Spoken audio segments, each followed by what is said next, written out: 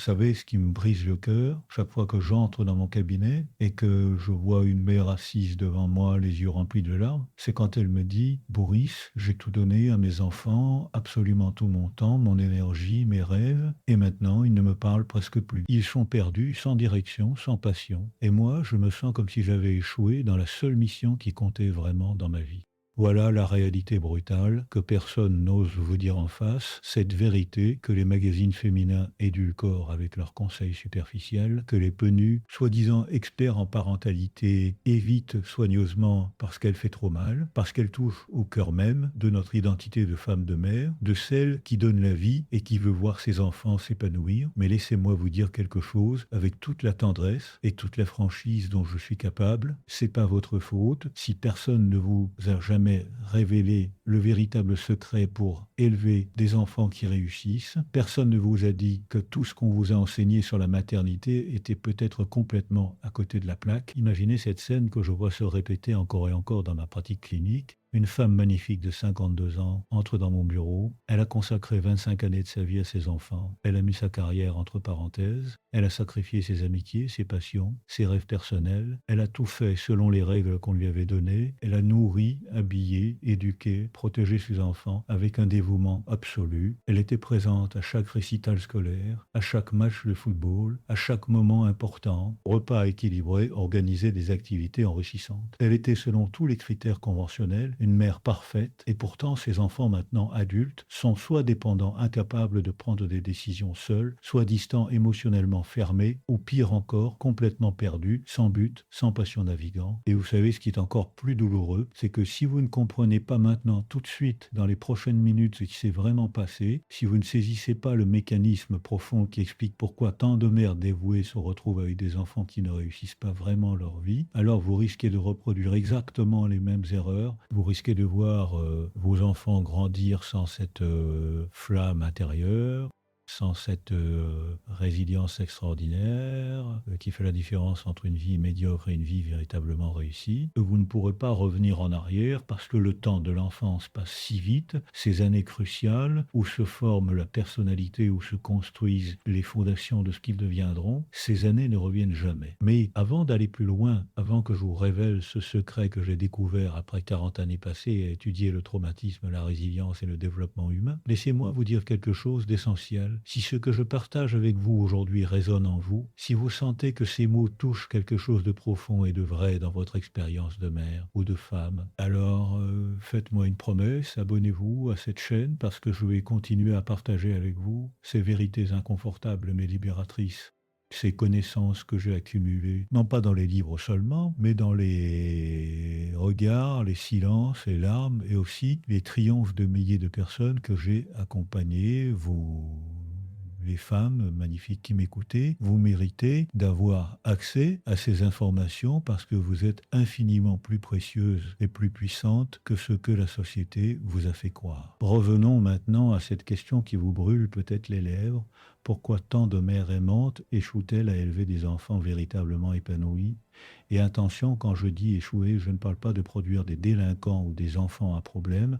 Non, je parle de quelque chose de beaucoup plus subtil et peut-être encore plus tragique. Je parle de ces enfants qui deviennent des adultes fonctionnels mais vides, qui ont de bons emplois peut-être, mais aucune passion, qui sont en couple peut-être, mais sans véritable intimité émotionnelle, qui traversent la vie en cochant des cases sans jamais ressentir cette joie profonde, cette vitalité, cette sensation d'être pleinement vivant. Le problème, et c'est là que ça devient vraiment effrayant, c'est que plus vous aimez vos enfants, plus vous risquez de tomber dans ce piège mortel. Oui, vous avez bien entendu, l'amour maternel, cet instinct si puissant, si beau, peut devenir votre pire ennemi si vous ne comprenez pas comment il fonctionne vraiment. Parce que, voyez-vous, notre cerveau de mammifère nous pousse à protéger nos petits à tout prix. C'est inscrit dans nos gènes, dans notre biologie. Quand votre enfant pleure, quand il souffre, quand il fait face à une difficulté, tout votre être se mobilise pour éliminer cette souffrance. Immédiatement, c'est normal, c'est naturel, c'est même magnifique, mais c'est aussi potentiellement catastrophique pour le développement de votre enfant. Laissez-moi vous expliquer quelque chose que j'ai découvert en étudiant les enfants qui ont survécu au pire traumatisme imaginable. les orphelins de guerre, les enfants maltraités, les jeunes qui ont connu des pertes déchirantes. J'ai passé ma vie à comprendre pourquoi certains de ces enfants s'effondrent complètement, tandis que d'autres non seulement survivent, mais développent une force, une créativité, une capacité d'aimer qui dépasse même celle des enfants qui ont grandi dans des environnements parfaitement protégés. Et ce que j'ai trouvé va probablement vous choquer. Ce que j'ai trouvé, c'est que la résilience, cette capacité extraordinaire à rebondir, à grandir à travers l'adversité, ne se développe pas dans le confort, elle ne se développe pas quand maman ou papa règle tous les problèmes, elle se développe précisément dans ces moments où l'enfant doit faire face à une difficulté avec ses propres ressources. Mais attention, et c'est crucial, je ne suis pas en train de vous dire de traumatiser vos enfants, je ne suis pas en train de prôner la négligence ou l'abandon. Non, ce serait complètement idiot et dangereux. Ce que je vous dis, c'est quelque chose de beaucoup plus nuancé, de beaucoup plus sophistiqué. Je vous dis que votre rôle de mère n'est pas de créer un monde sans obstacles pour vos enfants. Votre rôle est de créer une base sécurisante à partir de laquelle ils peuvent explorer, affronter, échouer et apprendre. Pensez à ces mères que je vois qui font les devoirs de leurs enfants, qui appellent les professeurs pour contester chaque mauvaise note, qui interviennent dans chaque conflit, avec les camarades de classe qui résolvent chaque petit problème avant même que l'enfant ait eu le temps de réaliser qu'il y avait un problème. Ces mères croient aimer leurs enfants et elles les aiment vraiment. Mais ce qu'elles ne comprennent pas, c'est qu'elles sont en train de les priver de la chose la plus précieuse qu'un être humain puisse développer, la confiance en sa propre capacité à faire face aux défis de la vie. Et maintenant, écoutez-moi bien parce que ça va devenir encore plus sérieux si vous ne changez pas cette dynamique. Maintenant, si vous continuez à surprotéger, à tout résoudre, à tout faciliter, vous allez créer ce que nous appelons dans ma profession une dépendance apprise. Vos enfants vont intérioriser le message suivant: je ne suis pas capable de gérer les difficultés par moi-même, j'ai besoin que quelqu'un d'autre le fasse pour moi, et ce message va les suivre toute leur vie. Ils vont chercher des partenaires qui les maternent, ils vont éviter les défis professionnels, ils vont fuir toute situation qui demande du courage ou de la persévérance. Et le plus tragique, c'est qu'ils vont vous en vouloir. Oui, ils vont vous en vouloir, à vous qui avez tout sacrifié pour eux. Parce qu'au fond d'eux-mêmes, ils sauront qu'ils ne sont pas vraiment autonomes, qu'ils ne sont pas vraiment compétents. Et une partie d'eux comprendra que c'est à cause de votre surprotection. Même si c'était fait avec amour. Mais ce n'est pas tout. Il y a quelque chose d'encore plus terrifiant que je dois vous dire. Dans notre société actuelle, avec les réseaux sociaux, avec la compétition féroce, avec toutes ces pressions, vos enfants vont faire face à des défis que vous ne pouvez même pas imaginer. Ils vont rencontrer des échecs, des rejets, des déceptions. Et si vous ne leur avez pas appris à développer leur résilience, si vous ne leur avez pas donné les outils pour transformer la souffrance en force, alors ils vont s'effondrer. Et quand je dis s'effondrer, je ne parle pas seulement de tristesse passagère, je parle de dépression, d'anxiété chronique, de cette épidémie de mal-être que nous voyons exploser chez les jeunes adultes aujourd'hui. Jamais dans l'histoire de l'humanité, nous n'avons eu une génération de jeunes aussi éduqués, aussi protégés, aussi choyés et en même temps aussi fragiles, aussi anxieux, aussi incapables de gérer le stress et les frustrations normales de la vie. Pourquoi? Parce que nous avons créé ce que j'appelle une génération de cristal, belle en apparence, mais qui se brise au moindre choc. Et vous savez ce qui me met vraiment en colère, c'est que personne ne vous dit ces choses. Les pédiatres vous donnent des conseils sur la nutrition et les vaccins, mais pas sur comment développer la force intérieure de vos enfants. Les psychologues scolaires se concentrent sur les troubles d'apprentissage, mais ignorent complètement la question de la résilience émotionnelle. Les magazines vous bombardent de conseils sur comment être une meilleure mère, mais tous ces conseils tournent autour de faire plus, donner plus, protéger plus. Jamais personne ne vous dit que parfois la chose la plus aimante que vous puissiez faire, c'est de reculer d'un pas et de laisser votre enfant se débattre avec un problème. Imaginez maintenant que vos enfants grandissent sans cette capacité de résilience. Imaginez qu'ils arrivent à l'âge adulte et qu'au premier échec professionnel, ils s'effondrent, qu'à la première rupture amoureuse, ils sombrent dans une dépression dont ils ne sortent pas, qu'à la moindre critique, ils se sentent détruits. Imaginez qu'ils passent leur vie à fuir l'inconfort, à éviter les défis, à rester dans leur zone de confort, qui rétrécit de plus en plus. Imaginez qu'ils ne connaissent jamais la fierté profonde qui vient d'avoir surmonté quelque chose de vraiment difficile, qu'ils ne ressentent jamais cette force intérieure qui dit: «Je suis capable, je peux faire face quoi qu'il arrive». Et pendant ce temps, pendant que vos enfants luttent avec leur, fragilité, leur dépendance, leur incapacité à naviguer dans un monde complexe et souvent difficile, vous vous retrouvez, vous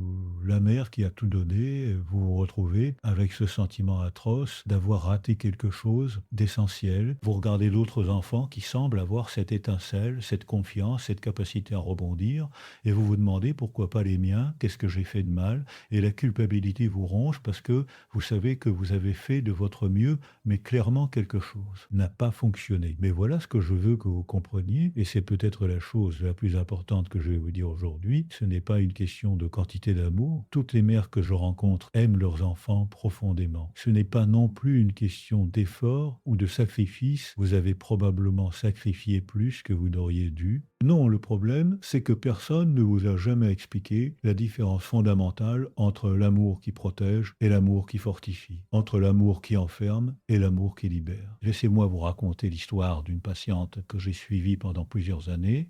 Appelons-la Marie. Marie était une mère absolument dévouée. Elle avait 2 enfants, un garçon et une fille. Elle avait lu tous les livres sur la parentalité. Elle appliquait toutes les recommandations. Elle était présente, attentive, aimante. Mais elle avait cette tendance que beaucoup de mères ont. Elle ne supportait pas de voir ses enfants souffrir, même un tout petit peu, quand son fils rentrait de l'école en pleurant, parce qu'un camarade s'était moqué de lui. Elle appelait immédiatement l'école. Quand sa fille avait du mal avec un devoir de mathématiques, elle s'asseyait à côté d'elle et pratiquement faisait le devoir à sa place. Quand ils avaient oublié quelque chose pour l'école, elle courait le leur apporter. Elle pensait que c'était ça être une bonne mère. Avancée de 15 ans, son fils maintenant adulte change de travail tous les 6 mois parce qu'à chaque fois qu'un patron le critique ou qu'un collègue le contrarie, il démissionne. Il vit encore chez Marie à 32 ans parce qu'il ne se sent pas capable d'affronter les responsabilités de la vie adulte. Sa fille est dans une relation toxique avec un homme qui la traite mal, mais elle reste parce qu'elle a tellement peur de la solitude, tellement peur de devoir faire face aux défis de la vie seule. Et Marie est venue me voir complètement dévastée. Elle me disait: «Boris, j'ai tout fait pour. Eux, j'ai consacré ma vie entière à leur bonheur. Pourquoi sont-ils si fragiles? Pourquoi ne peuvent-ils pas simplement être heureux?» Et j'ai dû lui dire quelque chose de très dur. J'ai dû lui dire: «Marie, c'est précisément parce que vous avez tout fait pour eux qu'ils ne peuvent rien faire pour eux-mêmes. Vous leur avez donné tellement d'amour, mais vous ne leur avez jamais donné l'opportunité de développer leurs propres muscles émotionnels. Vous avez été leur béquille permanente et maintenant ils ne savent pas marcher seuls.» Et ce n'était pas facile à entendre pour elle. Elle a pleuré, elle s'est mise en colère, elle a résisté et petit à petit, elle a commencé à comprendre. Alors maintenant, vous vous demandez peut-être: «Mais Boris, qu'est-ce que j'aurais dû faire différemment? Comment est-ce que je peux encore changer les choses si mes enfants sont déjà grands?» Ou si vous avez de jeunes enfants, vous vous demandez comment faire concrètement pour élever des enfants résilients qui réussissent vraiment leur vie. Et c'est exactement ce que je vais vous révéler maintenant. Mais avant ça, je veux que vous vous posiez une question vraiment honnêtement.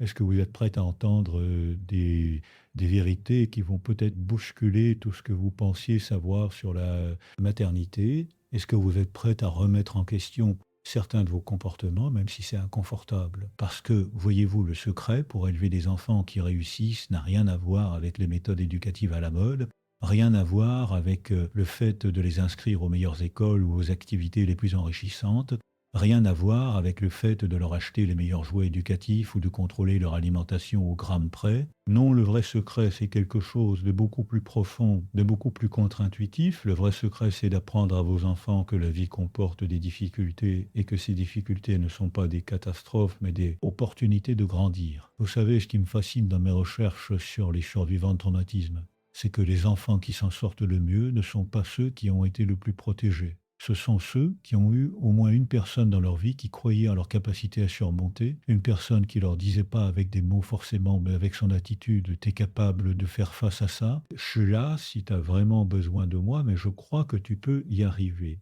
Cette combinaison de soutien et de confiance en leur capacité, c'est ça la magie. Pensez à la façon dont un enfant apprend à marcher. Il tombe des dizaines de fois. Il se cogne, il se fait mal, et qu'est-ce que vous faites? Est-ce que vous le portez dans vos bras jusqu'à ses 18 ans pour qu'il ne tombe jamais?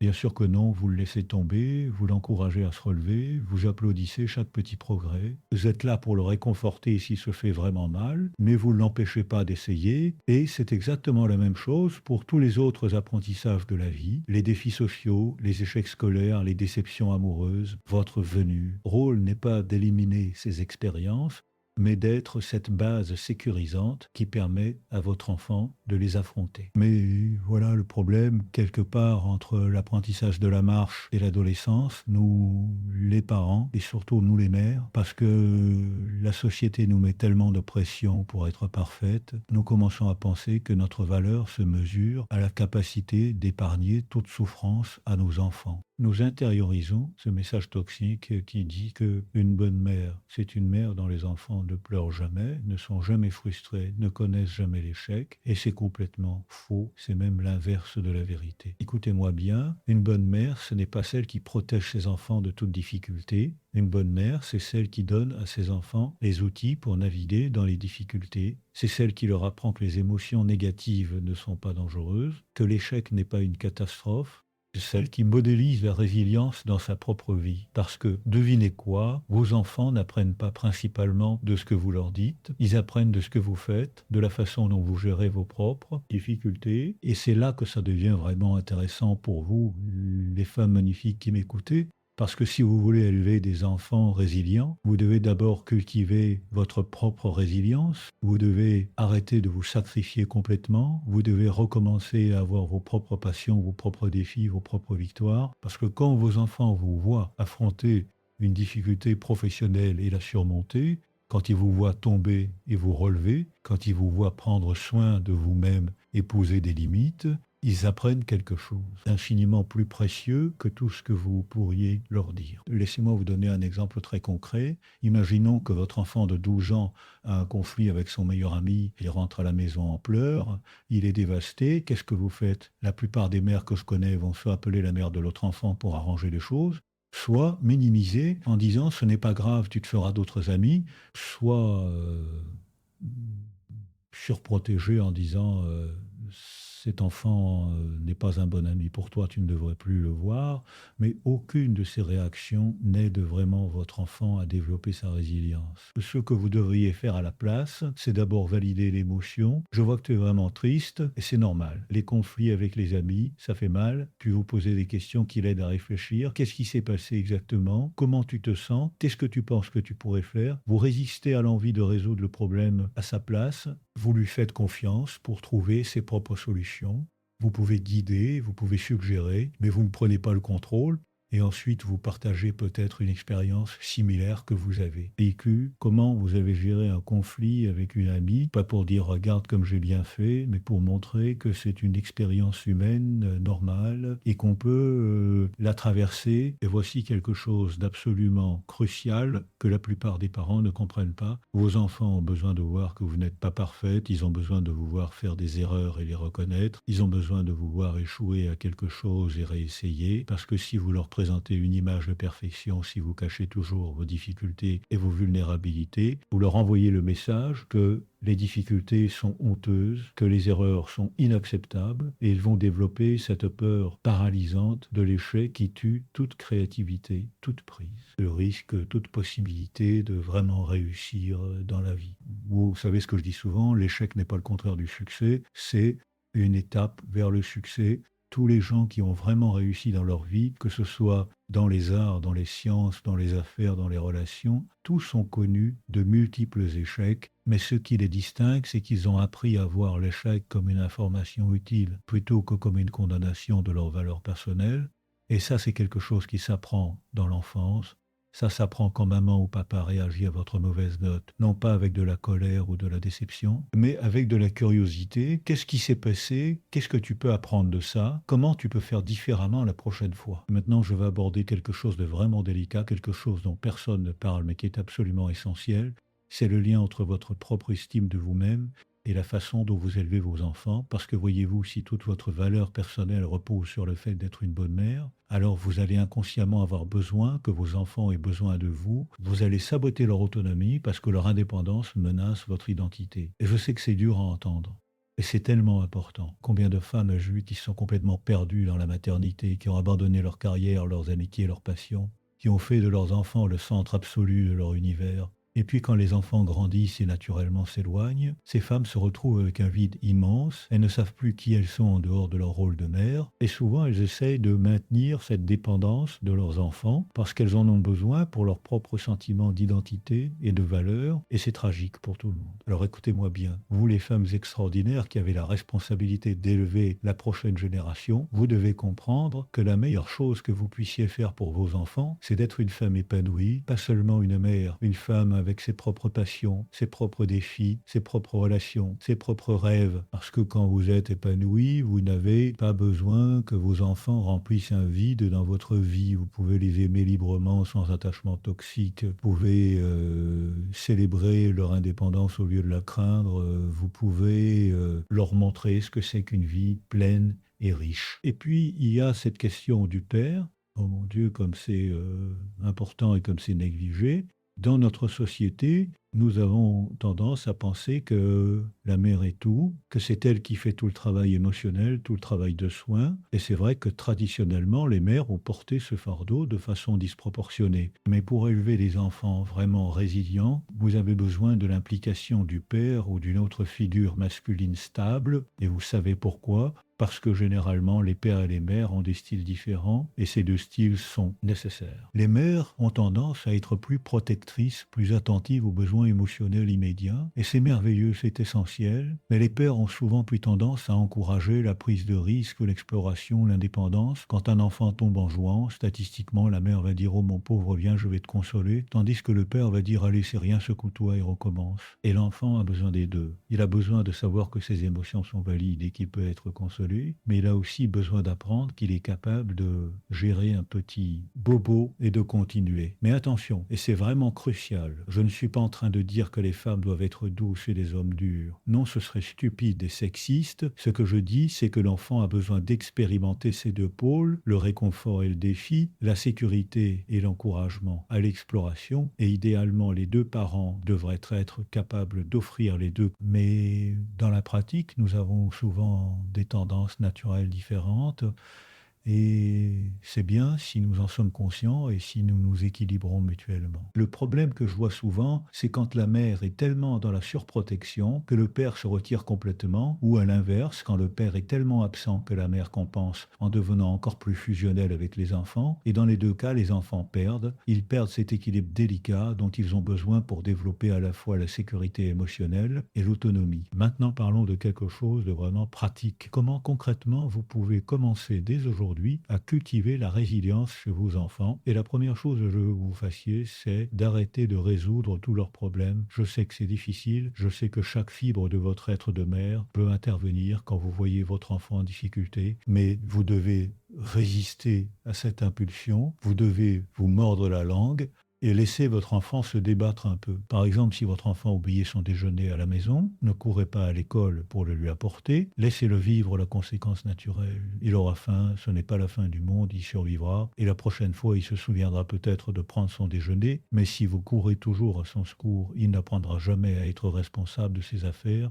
Il apprendra que maman sera toujours là pour rattraper ses erreurs, et quand il sera adulte et qu'il fera une erreur au travail, devinez quoi? Maman ne sera pas là et il ne saura pas comment gérer. Ou si votre enfant a un conflit avec un enseignant, au lieu d'appeler immédiatement l'école pour vous plaindre, demandez d'abord à votre enfant qu'est-ce que tu penses que tu pourrais faire? Est-ce que tu as parlé à ton enseignant de ce qui te dérange? Qu'est-ce qui se passerait si tu lui expliquais ton point de vue? Guidez votre enfant pour qu'il apprenne à résoudre ses propres conflits, à s'exprimer, à défendre son point de vue de façon respectueuse. Ce sont des compétences infiniment plus précieuses que d'avoir une maman qui règle tous ses problèmes. Et puis, il y a cette chose absolument fondamentale, vous devez apprendre à vos enfants à identifier et à gérer leurs émotions. Pas à les supprimer, pas à les nier, mais à les reconnaître, les accepter et les traverser. Dans notre société, nous avons cette tendance, soit toujours heureux. Dès qu'un enfant est triste ou en colère ou frustré, nous voulons immédiatement éliminer cette émotion. Nous lui donnons un jouet, nous le distraction, nous minimisons, mais ce faisant, nous lui apprenons que les émotions négatives sont dangereuses dangereuses qu'il faut les éviter à tout prix. Au lieu de ça, quand votre enfant est triste, asseyez-vous avec lui et dites-lui, parle-moi de ta tristesse, où est-ce que tu la sens dans ton corps, à quoi elle ressemble. Et puis vous pouvez lui apprendre que les émotions sont comme des vagues, elles montent et elles sont intenses et puis elles redescendent.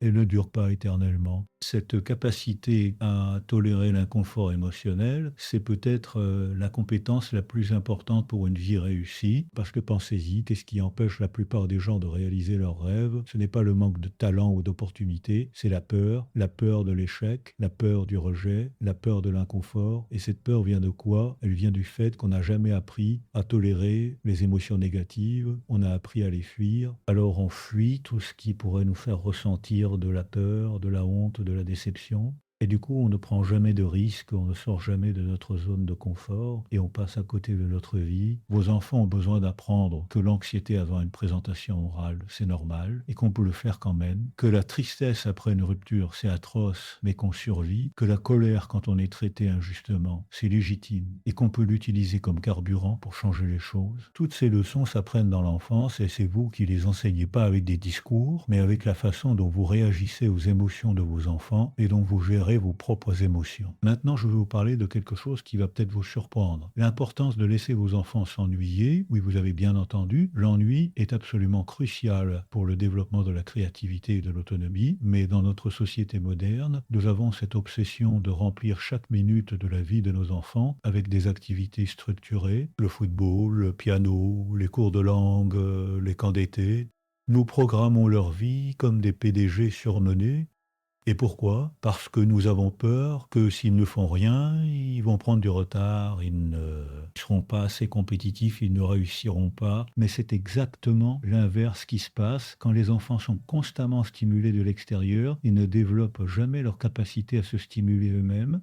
Ils ne développent jamais leur imagination, leur créativité, leur capacité à trouver du sens et de l'intérêt dans le monde qui les entoure. Et puis quand ils deviennent adultes, ils ne savent pas quoi faire d'eux-mêmes. Ils scrollent sans fin sur leur téléphone parce qu'ils ne supportent pas d'être seuls avec leurs propres pensées. Alors laissez vos enfants s'ennuyer. Quand ils viennent vous dire je m'ennuie, ne vous précipitez pas pour les divertir. Dites-leur c'est merveilleux, l'ennui, c'est le début de la créativité. Qu'est-ce que tu pourrais inventer pour t'occuper? Et puis laissez-les tranquilles. Vous allez voir qu'après un moment, ils vont commencer à créer des jeux, à imaginer des histoires, à explorer le monde autour d'eux. Et c'est là que la magie opère. C'est dans ces moments non structurés que se développe la vraie créativité. Et puis, il y a cette question absolument essentielle de l'échec. Vous devez permettre à vos enfants d'échouer. Je sais que c'est terrifiant, je sais que vous voulez qu'ils réussissent, mais si vous ne les laissez jamais échouer quand les enjeux sont encore relativement bas, ils vont arriver à l'âge adulte sans aucune expérience de l'échec et le premier vrai échec va les détruire. J'ai vu tellement de jeunes adultes brillants qui s'effondrent complètement à la première vraie difficulté parce qu'ils ont grandi dans un environnement où l'échec n'était pas une option. Alors quand votre enfant échoue à quelque chose, célébrez, oui, célébrez, dites-lui, wow, tu as essayé quelque chose de difficile et ça n'a pas marché, qu'est-ce que tu as appris, qu'est-ce que tu vas faire différemment la prochaine fois, montrez-lui que l'échec est une source d'informations précieuses, pas une catastrophe. Racontez-lui vos propres échecs et ce que vous en avez appris. Normalisez complètement l'échec comme partie intégrante de tout apprentissage, de toute croissance. Et maintenant, quelque chose de vraiment important pour vous, les femmes qui m'écoutez, vous devez arrêter de vous comparer aux autres mères, arrêter de regarder Instagram et de vous sentir inadéquate parce que telle mère semble faire des gâteaux parfaits et organiser des fêtes d'anniversaire dignes de Pinterest. Ça, c'est du théâtre, c'est une façade, personne n'est parfait. Toutes les mères doutent.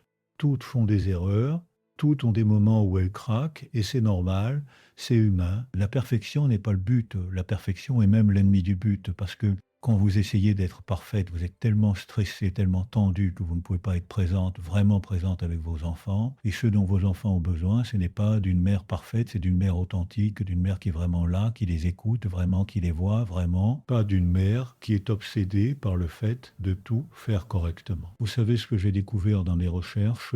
Les enfants qui deviennent les adultes les plus équilibrés, les plus résilients, ne sont pas ceux qui ont eu des parents parfaits, ce sont ceux qui ont eu des parents suffisamment bons, des parents qui ont fait de leur mieux, qui ont fait des erreurs, mais qui les ont reconnues, qui ont réparé quand ils ont blessé leurs enfants, qui ont montré qu'on peut être imparfait et quand même digne d'amour. C'est ça le vrai cadeau que vous pouvez faire à vos enfants. Et puis, laissez-moi vous dire quelque chose sur les limites, parce que c'est un sujet où il y a tellement de confusion. Vos enfants ont besoin de limites claires et cohérente, pas parce que vous êtes méchante ou autoritaire, mais parce que les limites créent un sentiment de sécurité. Quand il n'y a pas de limites ou quand les limites changent constamment selon votre humeur, les enfants sont anxieux, ils ne savent pas à quoi s'attendre, ils doivent constamment tester pour voir où sont les frontières. Mais les limites dont je parle ne sont pas arbitraires ou punitives, ce sont des limites qui ont du sens, qui protègent l'enfant et les autres, qui sont expliquées clairement, et quand vous posez une limite, vous devez la maintenir, même si votre enfant pleure, même s'il se met en colère, même s'il se met en colère, même si c'est difficile pour vous, parce que si vous cédez à chaque fois que votre enfant proteste, vous lui apprenez que les limites ne sont pas réelles, qu'il suffit de pleurer assez fort pour obtenir ce qu'il veut.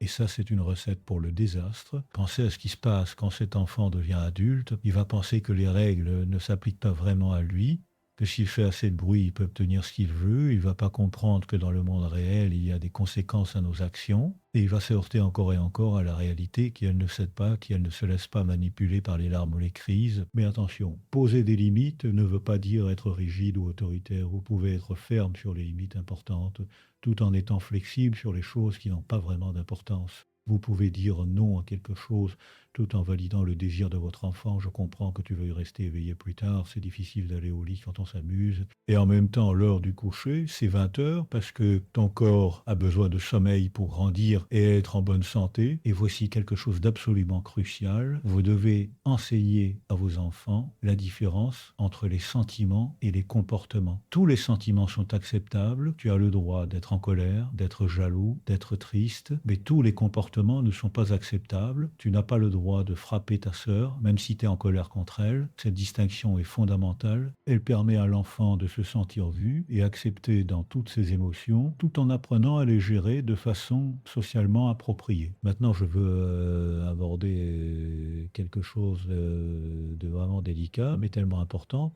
C'est la question de votre propre enfance et de la façon dont elle influence votre parentalité. Parce que voyez-vous, nous avons tous tendance soit à reproduire ce que nos parents ont fait avec nous, soit à faire exactement la bonne approche. Vous devez devenir conscient de vos propres blessures, de vos propres manques, pour ne pas les projeter sur vos enfants. Par exemple, si vous avez grandi avec des parents très critiques, vous pourriez avoir tendance soit à être hyper critique avec vos enfants en reproduisant ce schéma, soit à être incapable de leur donner le moindre feedback négatif par peur de les blesser comme vous avez été blessé. Et les deux extrêmes sont problématiques. Vos enfants ont besoin de feedback honnête pour grandir, mais ils ont aussi besoin de se sentir inconditionnellement aimés et acceptés. Ou si vous avez grandi dans une famille où les émotions n'étaient jamais exprimées, vous pourriez avoir du mal à gérer les émotions intenses de vos enfants.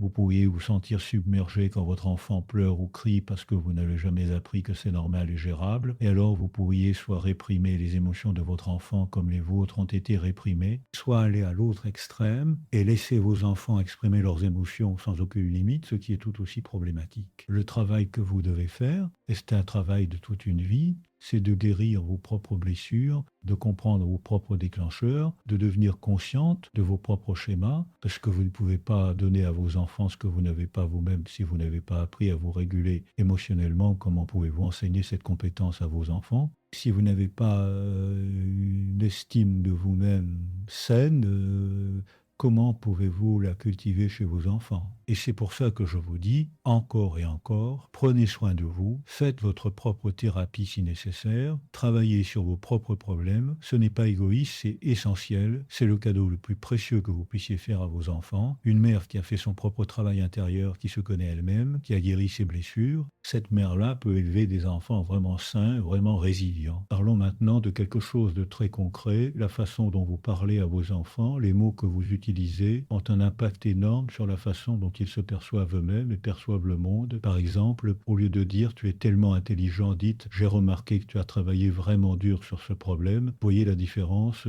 Le premier compliment porte sur une qualité fixe de l'intelligence. Il envoie le message que la valeur de l'enfant réside dans son intelligence innée et ça crée une peur de l'échec parce que si je ne réussis pas, ça veut dire que je n'aime, je suis pas intelligent. Le deuxième compliment porte sur l'effort. Il envoie le message que c'est le travail qui compte, que c'est quelque chose que l'enfant contrôle et ça crée ce qu'on appelle un état d'esprit de croissance. L'idée que je peux m'améliorer en travaillant, que mes capacités ne sont pas fixes et les recherches montrent clairement que les enfants avec un état d'esprit de croissance réussissent beaucoup mieux dans la vie que ceux avec un état d'esprit fixe. De la même façon, au lieu de dire ne pleure pas, ce n'est pas grave, dites je vois que tu es triste, c'est difficile, c'est ce qui t'arrive, veux-tu qu'on en parle, vous validez l'émotion au lieu de la nier, vous montrez à votre enfant que ses sentiments comptent, qu'ils sont légitimes, et en même temps vous lui offrez un espace pour les exprimer et les traiter, c'est comme ça qu'on développe l'intelligence émotionnelle. Ou quand votre enfant fait une erreur, au lieu de dire comment tu as pu faire ça, tu ne réfléchis jamais, dis tout, puis il y a une erreur, qu'est-ce qui s'est passé, qu'est-ce qu'on peut apprendre de ça, vous séparez l'erreur de l'identité de l'enfant,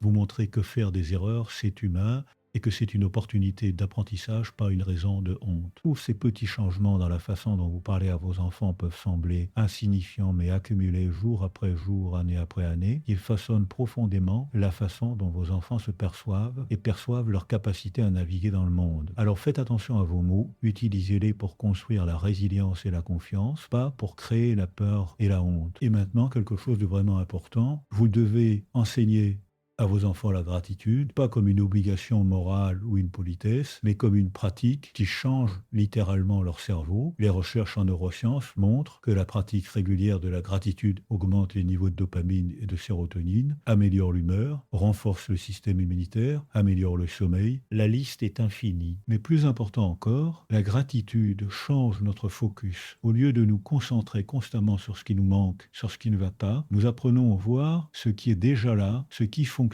Et ça, c'est absolument crucial pour la résilience, parce que les personnes résilientes ne sont pas celles qui n'ont pas de problème. Ce sont celles qui peuvent voir les ressources et les opportunités même au milieu des difficultés. Alors comment enseigner la gratitude à vos enfants? Pas en les forçant à dire merci de façon mécanique, mais en créant des rituels familiaux, par exemple au dîner. Chaque personne partage une chose pour laquelle elle est reconnaissante aujourd'hui. Ou avant de dormir, vous demandez à votre enfant quelle a été la meilleure partie de sa journée et vous partagez aussi la vôtre. Vous modélisez la gratitude en exprimant régulièrement votre appréciation pour les petites choses. Ce coucher de soleil était magnifique, j'ai eu une conversation intéressante. Et puis vous enseignez à vos enfants à être reconnaissants même pour les difficultés. Je sais que ça peut sembler étrange, mais restez avec moi quand quelque chose de difficile arrive, après avoir validé l'émotion, après avoir soutenu votre enfant. Vous pouvez demander qu'est-ce que cette expérience t'a appris et petit à petit, votre enfant apprend à voir les défis non pas comme des catastrophes, mais comme des opportunités de croissance. C'est ça la résilience. Maintenant, je vais vous parler de quelque chose qui me passionne particulièrement. C'est le rôle de la nature dans le développement de la résilience. Nous vivons dans une société de plus en plus déconnectée de la nature. Nos enfants passent la majorité de leur temps à l'intérieur devant des écrans et ça a des conséquences dramatiques sur leur santé physique et mentale, mais ça affecte aussi leur capacité à développer la résilience. Quand un enfant passe du temps dans la nature, il apprend tellement de choses essentielles, il apprend que le monde est plus grand que lui, il développe un sens de l'émerveillement et de la curiosité, il apprend à prendre des risques, calculer, grimper un arbre, traverser un ruisseau, il développe sa motricité, sa coordination, sa force physique, et puis il y a quelque chose de profondément apaisant dans la nature. Les recherches montrent que passer du temps dans la nature réduit le stress, l'anxiété, la dépression, améliore la concentration et la créativité, renforce le système immunitaire, la liste continue. Alors, emmenez vos enfants dehors, laissez-les se salir grimper, laissez-les s'ennuyer dans la forêt et découvrir ce qu'ils peuvent inventer avec des bâtons et des pierres. Et vous savez quoi? Faites-le pour vous aussi, parce que vous avez besoin de cette connexion avec la nature autant que vos enfants. Vous avez besoin de ces moments où vous n'êtes pas en train de faire, mais juste d'être, où vous pouvez respirer profondément et vous rappeler que vous faites partie de quelque chose de beaucoup plus grand que vos soucis quotidiens. Parlons maintenant de la technologie, parce que c'est un sujet qui inquiète beaucoup de parents à juste titre. Les écrans sont partout et ils ont un impact énorme sur le développement de nos enfants. Et je ne vais pas vous dire qu'il faut éliminer complètement la technologie parce que ce serait irréaliste et même contre-productif. Mais vous devez être très consciente de comment et combien vos enfants utilisent les écrans. Le problème avec les écrans, c'est qu'ils court-circuitent le développement de compétences essentielles. Quand un enfant est constamment diverti par un écran, il ne développe pas sa capacité à tolérer l'ennui, à s'autoréguler, à créer son propre divertissement.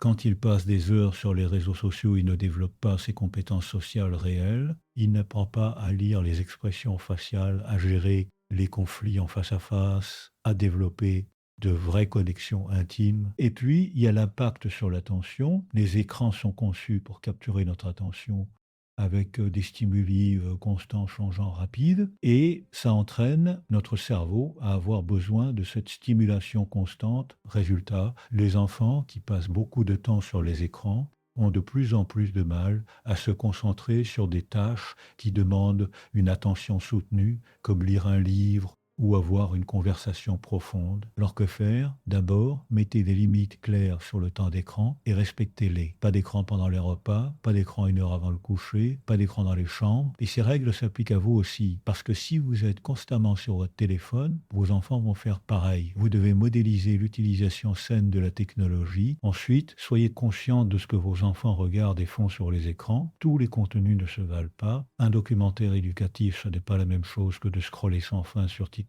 Un jeu vidéo qui demande de la stratégie et de la résolution de problèmes, ce n'est pas la même chose qu'un jeu conçu uniquement pour créer une dépendance. Et puis créer des alternatives attrayantes si vous voulez que vos enfants passent moins de temps sur les écrans. Vous devez leur offrir d'autres choses intéressantes à faire, du temps dans la nature, des jeux de société en famille, des projets créatifs, du temps avec des amis en vrai, des activités physiques. Remplissez leur vie de choses riches et intéressantes et ils auront naturellement moins envie de se réfugier dans les écrans. Maintenant, je veux aborder quelque chose de vraiment crucial, c'est l'importance de l'attachement sécure.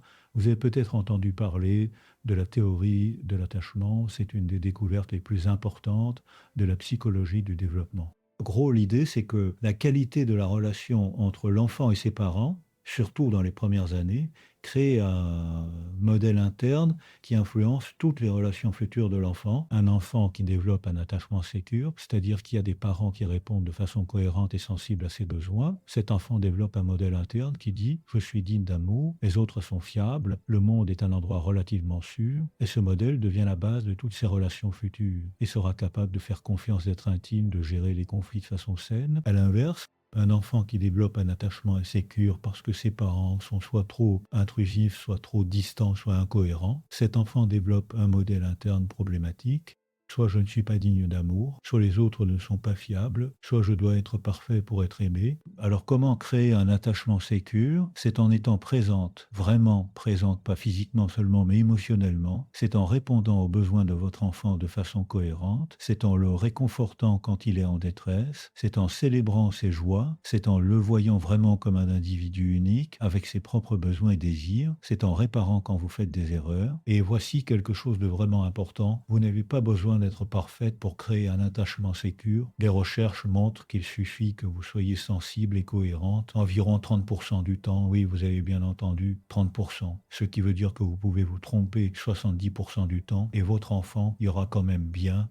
Tant que quand vous vous trompez, vous le reconnaissez et vous réparez. Cette idée de réparation est absolument cruciale quand vous criez sur votre enfant parce que vous êtes stressé, quand vous êtes indisponible parce que vous êtes préoccupé par autre chose, quand vous dites quelque chose de blessant dans un moment de colère. Tout ça arrive à tous les parents. Ce n'est pas ça qui crée un attachement insécure. Ce qui crée un attachement insécure, c'est quand ces ruptures ne sont jamais réparées, quand vous ne revenez jamais vers votre enfant pour dire « je suis désolé, j'ai crié, ce n'était pas à cause de toi, c'est parce que j'étais stressé, je t'aime ». Cette capacité à réparer les ruptures, c'est un cadeau immense que vous faites à votre enfant parce que vous lui montrez que les relations peuvent survivre au conflit, que les erreurs peuvent être réparées, que l'amour n'est pas conditionnel à la perfection. Et ça, c'est une leçon qui va le servir toute sa vie dans toutes ses relations. Maintenant, je veux vous parler de quelque chose qui concerne spécifiquement vous, les femmes de 45 à 60 ans qui m'écoutez. Beaucoup d'entre vous ont des enfants adolescents ou de jeunes adultes et vous vous demandez peut-être est-ce que c'est trop tard? Est-ce que j'ai raté ma chance de bien faire? Et je veux vous dire quelque chose de très clair, il n'est jamais trop tard. Oui, les premières années sont importantes, oui, les patterns se mettent en place tôt, mais le cerveau humain reste plastique toute la vie. Ça veut dire qu'il peut changer, qu'il peut apprendre de nouvelles choses. Vos enfants, même s'ils sont déjà grands, peuvent encore développer de la résilience et vous pouvez encore changer la dynamique de votre relation avec comment? En commençant par reconnaître vos erreurs, en ayant une conversation honnête avec vos enfants, en leur disant écoute, j'ai réfléchi et je réalise que j'ai peut-être été trop protectrice, que je ne t'ai pas laissé assez d'espace pour faire tes propres erreurs. Et je suis désolé parce que je vois maintenant que ça ne t'a pas servi. Cette honnêteté, cette vulnérabilité peut transformer une relation. Et puis vous changez votre comportement. Si votre enfant adulte vit encore chez vous et que vous faites tout pour lui, vous arrêtez, vous mettez en place de nouvelles règles. Si tu vis ici, tu contribues, tu fais ta lessive, tu payes un loyer symbolique. Tu participes aux tâches ménagères. Au début, il va résister, il va se plaindre, mais vous tenez bon parce que vous savez que c'est pour son bien. Si votre enfant vous appelle à chaque petit problème pour que vous le résolviez, vous changez votre réponse. Au lieu de sauter immédiatement pour régler le problème, vous dites ça a l'air difficile. Est-ce que tu penses que tu pourrais faire? Je crois en ta capacité à trouver une solution. Et si tu as vraiment besoin de mon aide, après avoir essayé, je suis là. Ça va être inconfortable pour vous et pour vos enfants parce que vous changez les règles du jeu, mais c'est nécessaire. Et vous savez quoi? Vos enfants vont probablement vous respecter plus parce qu'au fond, ils savent que la surprotection ne vient pas d'un lieu de force, mais d'un lieu de peur. Et quand vous arrêtez d'avoir peur pour eux, quand vous leur montrez que vous croyez en leur capacité à gérer leur vie, vous leur donnez un cadeau immense. Et puis il y a cette question de votre propre vie. Beaucoup d'entre vous avez passé les 20 ou 30 dernières années complètement focalisés sur vos enfants. Vous avez mis vos propres rêves, vos propres passions de côté. Et maintenant, vos enfants grandissent et partent et vous vous retrouvez avec ce vide et c'est terrifiant. Mais c'est aussi une opportunité extraordinaire. C'est l'opportunité de redécouvrir qui vous êtes en dehors de votre rôle de mère, c'est l'opportunité de poursuivre ces rêves que vous aviez mis de côté, de développer de nouvelles compétences, de créer de nouvelles relations. Et laissez-moi vous dire quelque chose. Vous, les femmes de 45 à 60 ans, vous êtes à un âge absolument magnifique. Vous avez l'expérience, la sagesse, la confiance que vous n'aviez pas à 20 ans. Vous avez encore l'énergie et la santé pour réaliser de grandes choses. Vous n'êtes pas fini, vous êtes juste en train de commencer un nouveau chapitre. Et ce chapitre peut être le plus riche, le plus épanouissant de votre vie si vous le décidez. Mais pour ça, vous devez lâcher cette identité de mère sacrificielle. Vous devez arrêter de penser que votre valeur réside uniquement dans ce que vous faites pour les autres. Vous devez recommencer à vous voir comme une femme à part entière, avec vos propres besoins, vos propres désirs, vos propres rêves. Et ce n'est pas égoïste, c'est essentiel, c'est même le meilleur cadeau que vous puissiez faire à vos enfants. Parce que quand vos enfants vous voient vous épanouir, poursuivre vos passions, créer une vie riche et pleine, ils apprennent quelque chose d'incroyablement précieux. Ils apprennent que la vie ne s'arrête pas à un certain âge, que les femmes peuvent être puissantes et créatives et passionnées à tout âge, que le vieillissement n'est pas un déclin mais une évolution. Ils apprennent à ne pas avoir peur de vieillir parce qu'ils voient que ça peut être magnifique. Alors s'il vous plaît, pour vous et pour vos enfants, recommencez à rêver. Qu'est-ce que vous avez toujours voulu faire? Apprendre une langue, voyager, démarrer une entreprise, écrire un livre, apprendre à peindre. Qu'est-ce qui vous fait vibrer? Qu'est-ce qui vous donne cette sensation d'être pleinement vivante? Et puis, allez-y, faites-le. Vous n'avez pas besoin de permission. Vous n'avez pas besoin d'attendre le moment parfait. Le moment, c'est maintenant. Et vous savez ce qui va se passer. Non seulement vous allez être plus heureuse, plus épanouie, mais vos relations avec vos enfants vont s'améliorer. Parce que vous n'allez plus avoir besoin qu'ils remplissent un vide dans votre vie. Vous allez pouvoir les aimer librement, sans attachement toxique. Vous allez pouvoir célébrer leur indépendance au lieu de la craindre, d'aller devenir le modèle de femme forte et épanouie que vous voulez qu'ils deviennent ou qu'ils choisissent comme partenaire. Maintenant, je veux revenir à cette question fondamentale. Qu'est-ce que ça veut dire vraiment élever des enfants qui réussissent? Parce que je pense que nous devons redéfinir ce mot réussite dans notre société. La réussite est souvent définie en termes très étroits, un bon travail, beaucoup d'argent, une belle maison, une famille parfaite. Mais est-ce que c'est vraiment ça la réussite? Moi, je pense que la vraie réussite, c'est quelque chose de beaucoup plus profond. C'est la capacité à vivre une vie qui a du sens, une vie alignée avec vos valeurs, une vie où vous vous sentez pleinement vivant, où vous utilisez vos dons à un unique, où vous contribuez à quelque chose de plus grand que vous. C'est la capacité à créer des relations profondes et authentiques, à aimer être aimé. C'est la capacité à faire face aux inévitables difficultés de la vie avec résilience et grâce. Et si c'est ça la réussite, alors la question devient comment élever des enfants qui ont cette capacité? Et la réponse, ce n'est pas en les inscrivant aux meilleures écoles ou en les poussant à avoir les meilleures notes. La réponse, c'est en leur donnant les outils émotionnels et psychologiques pour naviguer dans la complexité de la vie, c'est en leur apprenant à se connaître eux-mêmes, à identifier leurs valeurs, à écouter leur voix intérieure, c'est en leur montrant qu'il y a plusieurs façons de vivre une vie réussie, que le chemin traditionnel n'est pas le seul, que c'est OK de prendre des risques, de suivre une passion, même si elle ne mène pas à un gros salaire, que c'est OK d'échouer et de recommencer, que c'est OK d'être différent, c'est en célébrant leur unicité au lieu d'essayer de les faire entrer dans un moule. Et vous savez ce qui est magnifique? Quand vous élevez des enfants de cette façon, quand vous leur donnez cette liberté, cette confiance, ils trouvent souvent leur voie de façon beaucoup plus authentique et épanouissante que si vous aviez essayé que contrôler et de diriger chaque aspect de leur vie, parce qu'ils suivent leur propre boussole intérieure, pas vos attentes ou celles de la société. Mais pour faire ça, vous devez d'abord examiner vos propres attentes.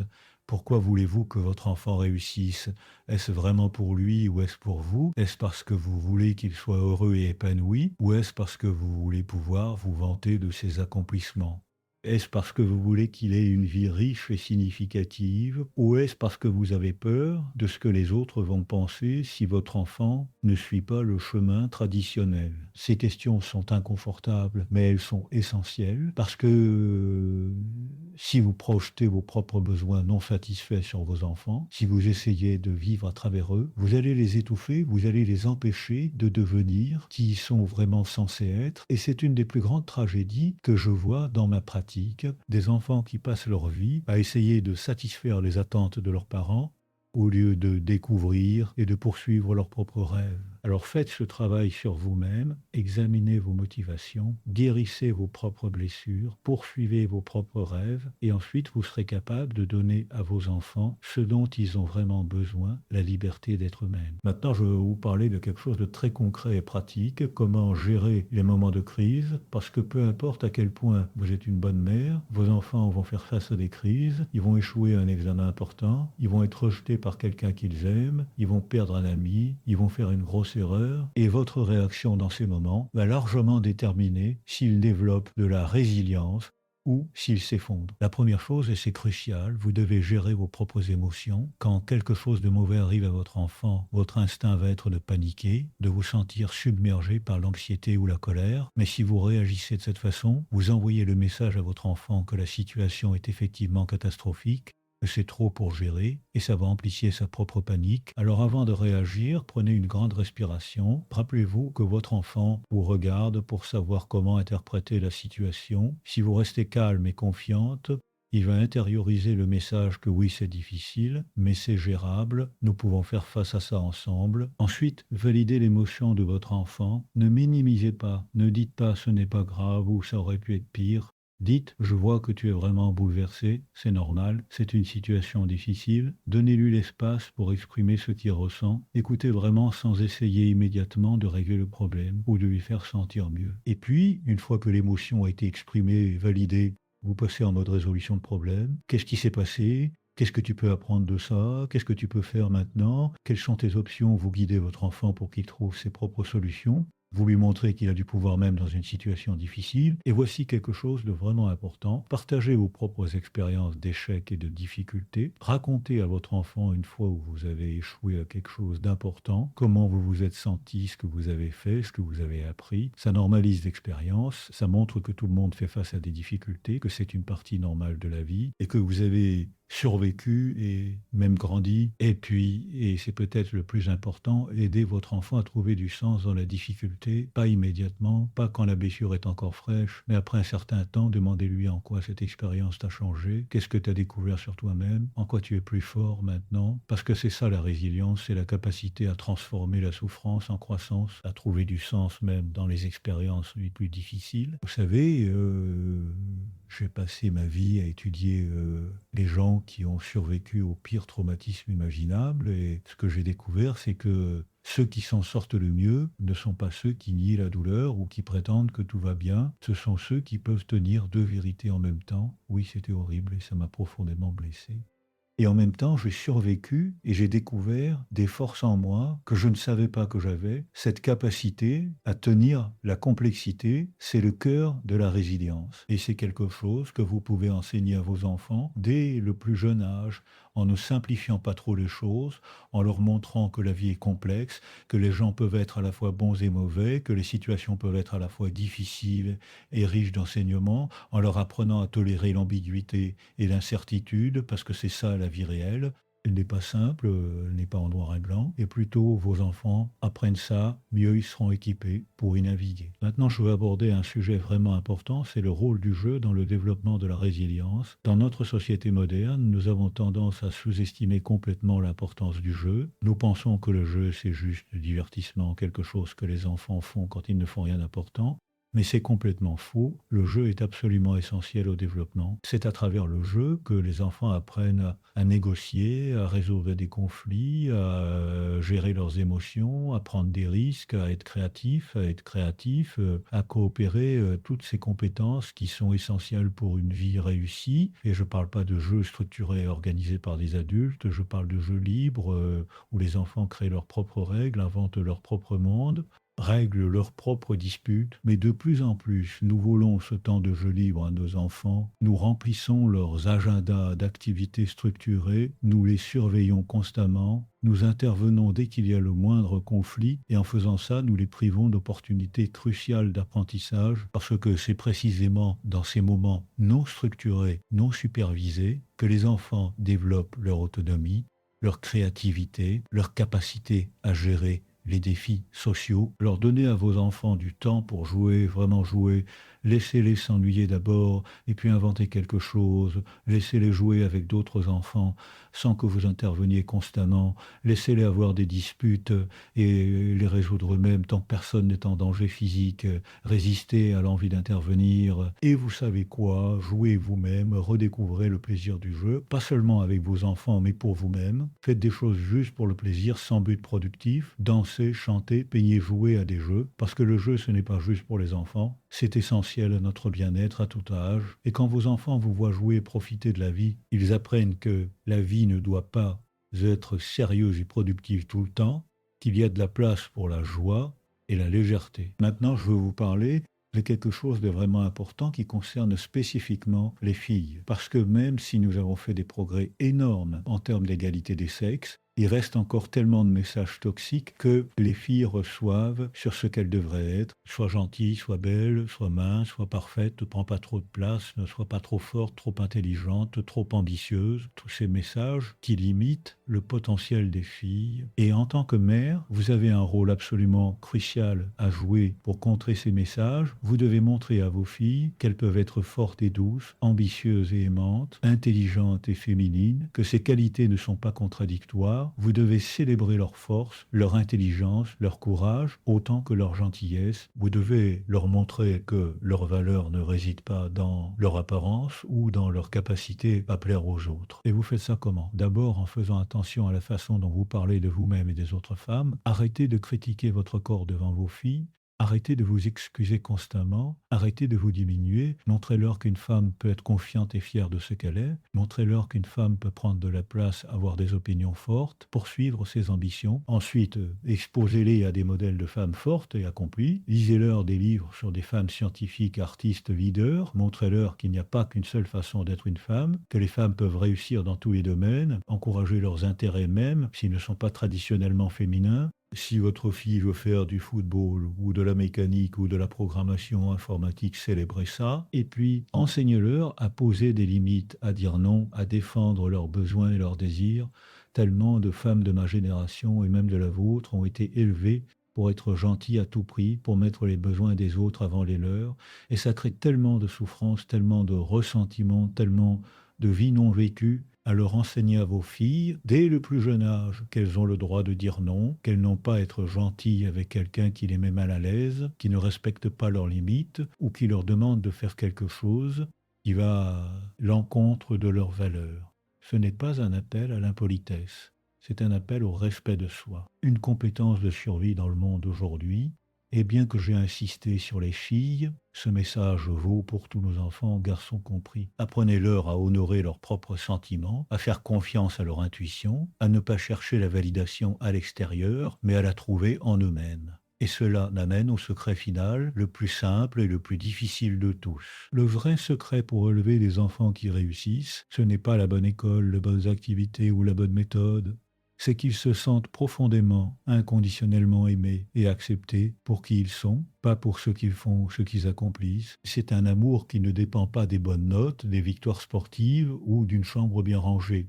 C'est un amour qui dit: je te vois, je t'entends, tu as de la valeur, exactement tel que tu es, avec tes forces et tes imperfections. Parce que lorsque les enfants grandissent sur cette fondation solide d'amour et d'acceptation, ils ont le courage de jouer, de prendre des risques, de faire des erreurs, de se relever, de dire un non et de poursuivre la vie qui est authentiquement la leur. Et ça, c'est la seule définition de la réussite qui compte vraiment.